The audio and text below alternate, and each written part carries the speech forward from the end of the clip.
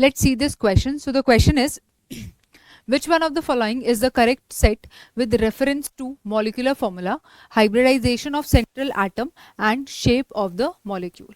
यानी कि ऐसा कौन सा सेट है जो क्या है, करेक्ट है, यानी कि इसमें हमें कोई मॉलिक्यूल दिया हुआ है, उसकी हाइब्रिडाइजेशन दी हुई है और उसका शेप दिया हुआ है, तो हमको क्या बताना है, हमको करेक्ट सेट बताना है इनमें से।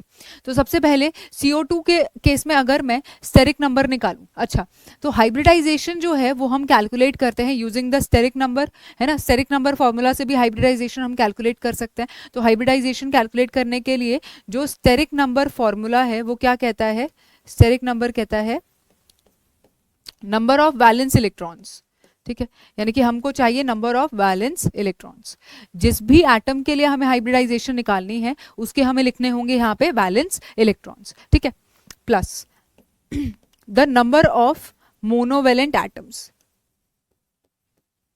यानी कि उस मॉलिक्यूल के अंदर जो मेरा सेंट्रल एटम है उसके साथ कितने मोनोवेलेंट एटम्स अटैच्ड हैं वो हमको यहाँ पे लिखना होगा, मोनोवेलेंट एटम्स, ठीक है। अगर कोई भी कंपाउंड के ऊपर या मॉलिक्यूल के ऊपर कोई भी चार्ज है तो उस चार्ज में अगर वो पॉजिटिव चार्ज है तो उस चार्ज को हमें सब्ट्रैक्ट कर देना है, यानी कि माइनस द पॉजिटिव चार्ज, ठीक है। और अगर कोई भी नेगेटिव चार्ज है तो उस नेगेटिव चार्ज को हमको क्या करना है, ऐड कर देना है, plus the negative charge, negative charge, ठीक है, डिवाइडेड बाय 2। तो ये स्टेरिक नंबर कैलकुलेट करने के लिए हमारा फॉर्मूला है। तो अब हम एक एक करके सबका स्टेरिक नंबर कैलकुलेट करते हैं, ठीक है, और हाइब्रिडाइजेशन पता करते हैं। तो CO2 के लिए जो स्टेरिक नंबर आएगा, तो वैलेंस इलेक्ट्रॉन्स कितने होते हैं कार्बन के पास, 4।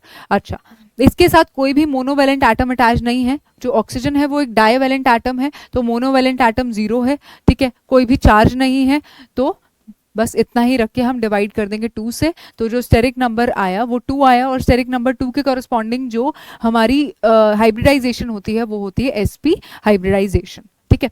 अब देखो, अब इसका शेप भी देख लेते हैं। जो CO2 मॉलिक्यूल होता है, कार्बन के पास 4 वैलेंस इलेक्ट्रॉन्स है, वो क्या करेगा, ऑक्सीजन के साथ डबल बॉन्ड बनाएगा और शेप कुछ इस तरह का रहेगा, और sp हाइब्रिडाइजेशन के कॉरस्पॉन्डिंग जो शेप आता है हमारा वो होता है लीनियर शेप, ठीक है। तो ये दोनों ही चीजें गलत हैं, ये भी गलत है और ये भी गलत है। आगे देखते हैं H2O sp2 हाइब्रिडाइजेशन बेंट। तो पहले क्या करेंगे, हम स्टेरिक नंबर निकालेंगे, वहां से हाइब्रिडाइजेशन पता करेंगे। तो यहाँ पे ऑक्सीजन जो है वो ऑक्सीजन के पास जो वैलेंस इलेक्ट्रॉन्स हैं वो 6 हैं।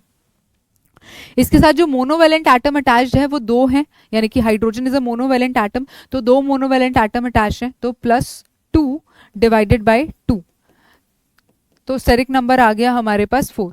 तो स्टेरिक नंबर 4 के कॉरस्पॉन्डिंग जो हाइब्रिडाइजेशन होती है वो sp3 होती है, ठीक है।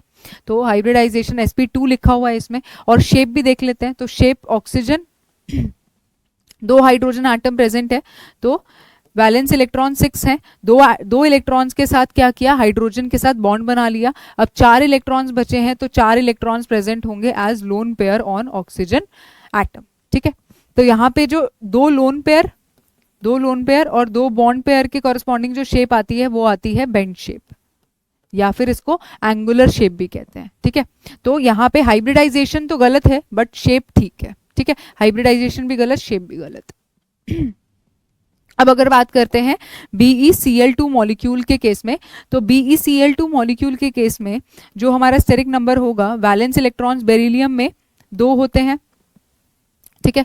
यहाँ पे जो क्लोरीन है वो मोनोवेलेंट एटम है, तो क्लोरीन मोनोवेलेंट एटम है, तो 2 मोनोवेलेंट एटम्स को ऐड कर दिया हमने, डिवाइडेड बाय 2, तो स्टेरिक नंबर आ गया हमारा 2, ठीक है। और स्टेरिक नंबर 2 के कॉरस्पॉन्डिंग जो हाइब्रिडाइजेशन होती है वो होती है sp हाइब्रिडाइजेशन, ठीक है।